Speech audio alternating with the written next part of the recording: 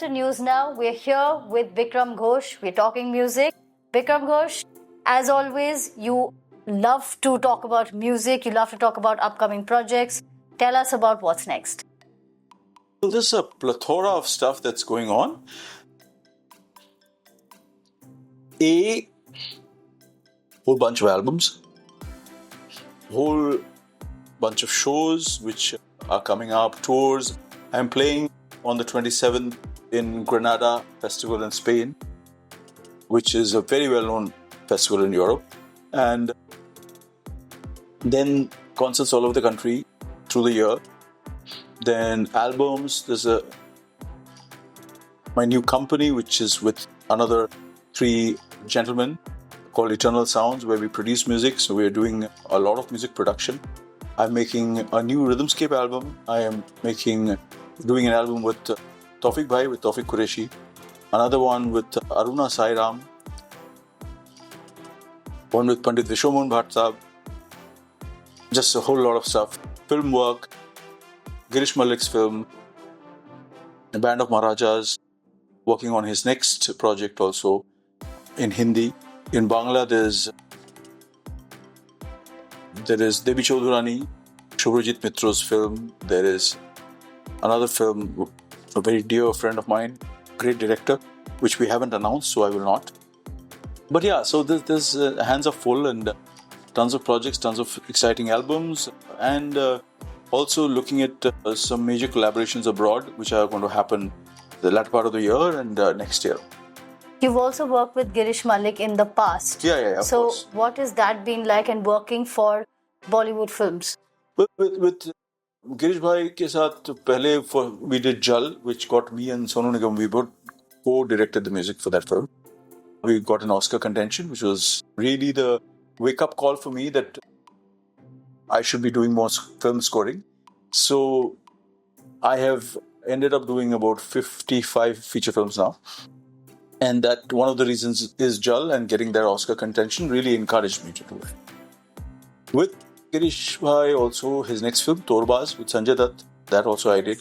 Now his third film, Band of Maharajas, and I am acting in it also. So that's the other interesting little trivia. The other thing which I really enjoyed doing with Girish Bhai was my Vande Mataram, which was a brilliant music video that he had done for the song.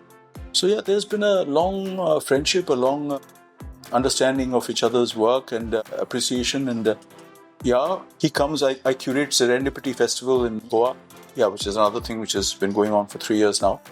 And Girish Bhai comes every year. We spend time there also.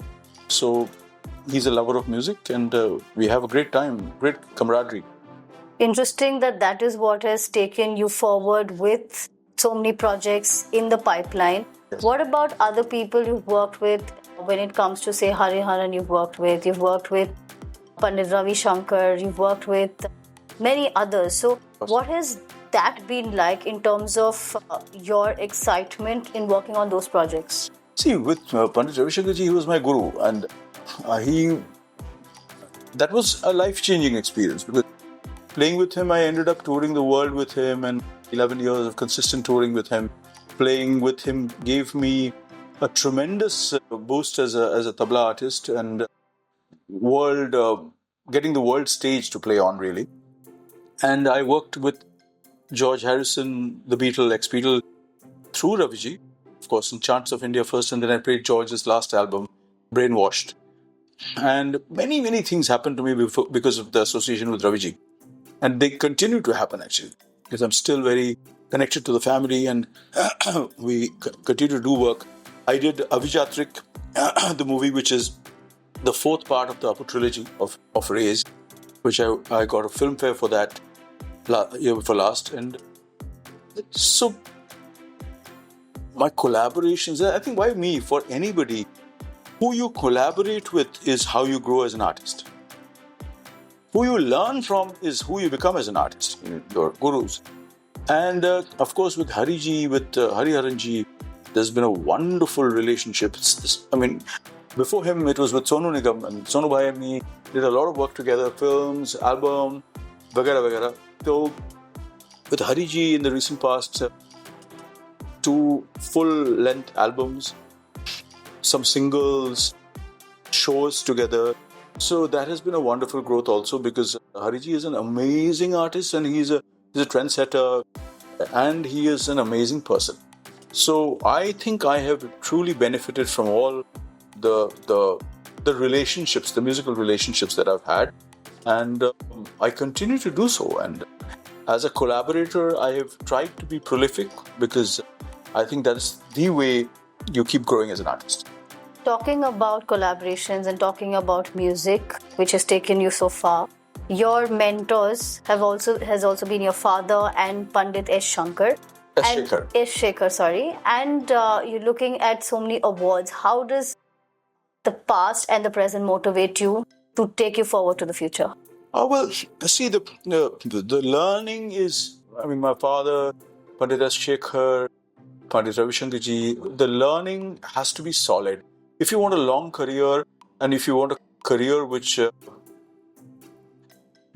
allows you to continue to grow, and not just unilaterally.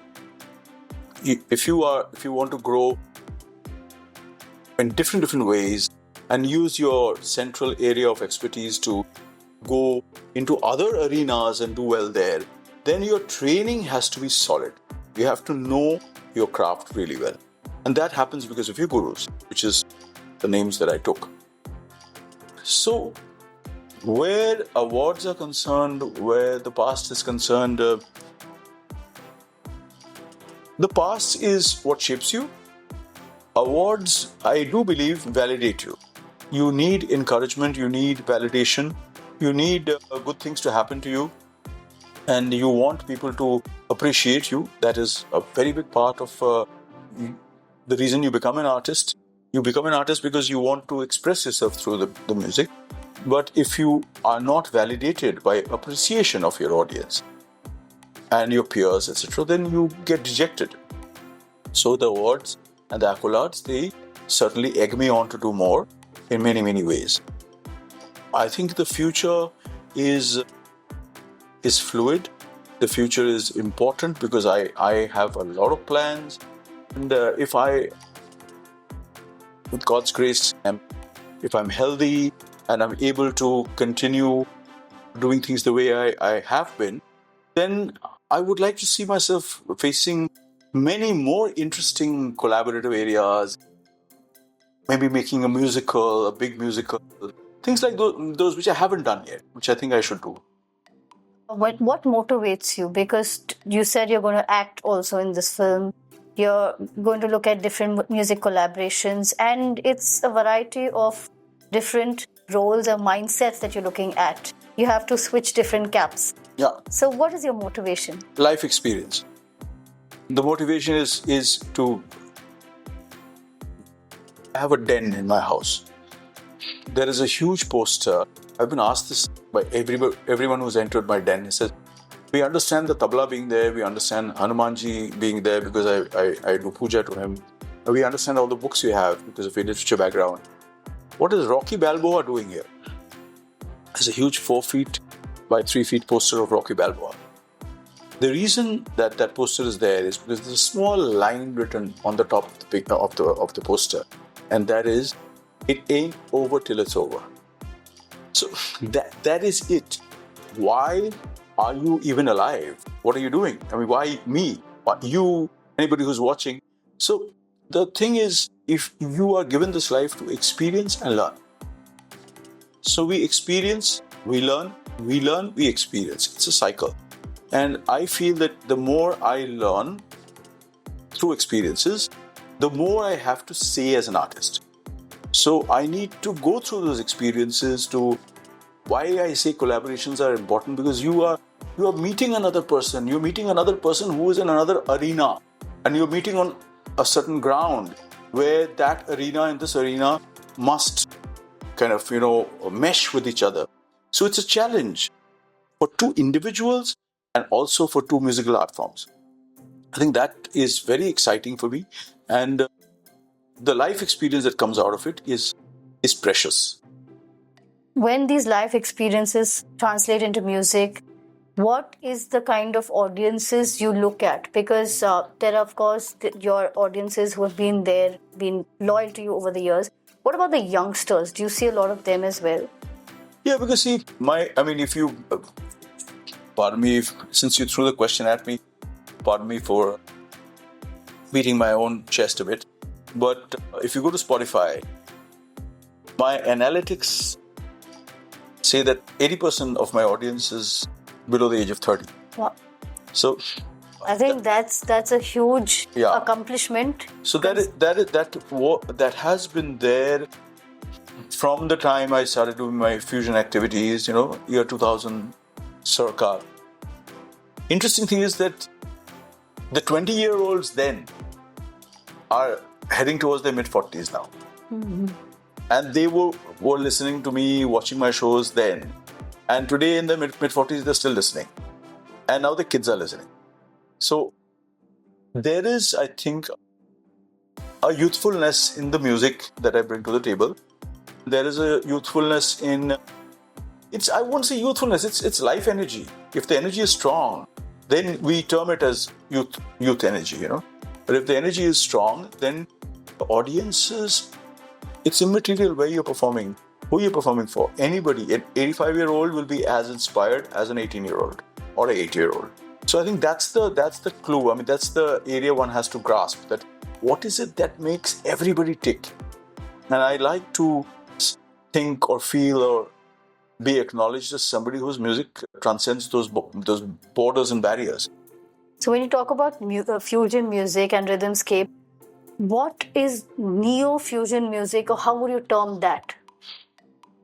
See, my objective has been very clear always. You cannot do everything in your life. I cannot say that I now want to make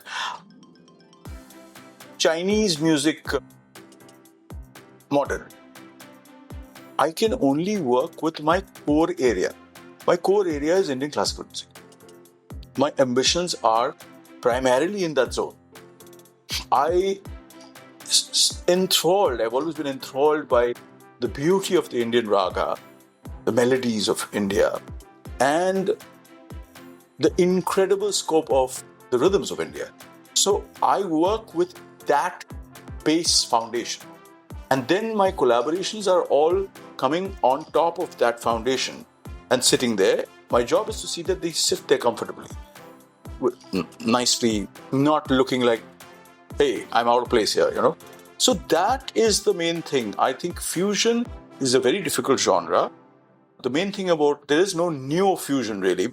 Fusion is taking something and mixing it with something else or bringing genres together, but with an eye on the sounds and the trends of today. Every generation has a sound, has a different trend, So you need to capture that on some level. But I think I generally go with an energy. I go with an energy which I feel transcends generations, If you are just going on stage and you are playing with passion, that itself is a transcending, all the platforms. That I think is very important. If I can capture every generation with the same content, the essential content is the same. It is raga and tala and groove, but if you package it differently each time you're performing, then you will see that you get new people at every concert. If I play in a concert today, I know that the people who have gone to my concert last time will come, but a bunch of newer people will also come. So that's the catch. So that is the catch in getting the audiences together. What is your catch when you have to go and perform somewhere? How do you choose where you need to perform or want to perform? I like to perform in a variety of venues, that's for sure. I like to perform for different people. Like I'm going to Spain now to perform. I'm looking forward to performing for a very different audience, The last time I played in Spain was with Pandit Ravi Shankar ji. So I have not done my show. We're performing Drums of India there. I have not performed Rhythmscape or Drums of India there. So I want to take that package and play it there. I want to see if my music can appeal to, say, an audience in Japan. So these are attractions that I have. The advantage I have. I am not limited by language. So I may have scored for Bangla films, Hindi films, what have you. But as a performer, there is the language of instrumental music, which transcends language. So that, I think, is an important advantage I have. I'm going to shift focus now to the recently concluded elections, and the reason I'm asking you this is because you've been the brand ambassador of the Indian Election Commission in 2011. There were also a significant rise in the voter turnout as well. There was. What do you feel about these elections? Well, I am completely apolitical as a person. I am not really I'm not at all an expert in politics or what goes on and what. What I found was that it was interesting, just the way, it is. The election has been this time an expression of many people's will. Many people have different wills. Somebody in Assam has a certain, lookout. Somebody in UP has another lookout. Somebody in the south has a certain lookout. Somebody in Delhi has a certain lookout. So all these different places have different lookouts. And I think it is an interesting piece of information to see that India actually is, and that's my take home from it. India is a country which is more like a continent. It is populated by different kinds of people. And the landscape is different, the language is different, the music is different, the culture is different in every state. So each state has a different need. And I think what the political parties as a whole will now need to look at is that they will need to look at a very versatile kind of, way of fighting elections, of governing, of everything really, because that's the way it is. India is a fusion. Look at fusion even in Bengal. There are varied views that people have. And in fact, the youth, interestingly, also have their own points of view when it comes to politics. What did you see in terms of people talking, or everybody was talking about elections? So what is the sense that you got? See, as I said, not only am I political, I don't like commenting on politics because somebody or the other will make inferences which I really don't need in my life. But just generally, I think there was, like with every election, I find it very interesting that everybody's trying to predict something. Every person has a say. Every person says, ab ye hoga. And then 90% of the time, everybody's wrong. So it's very interesting to see how we as a species like to partake in a competition and predict the outcome. It happens before cricket matches, football matches, elections, what have you. Even if two top artists are playing on the stage, some will root for so-and-so, some will root for so-and-so and say, it's just acha bajaya. So I think we need to kind of, I'm not saying we need to get out of that headspace because competition is a good thing. But I think we need to kind of tone it down a bit. Just that whole competitiveness that kuch nahi hai. Somebody wins a match, it's okay. Somebody doesn't win a match, it's okay. Some game, your favorite team won. The other game, somebody else won. It's okay. That's part of life. The way it is that. That's it. But there's just a lot of excitement, and sometimes one is waiting for it all to be over so that you can start getting back to normal life. So it's about getting back to normal life. That was Bikram Ghosh speaking to us about music and a bit about politics. Thank you so much for speaking to us, and thanks for watching. Thank you.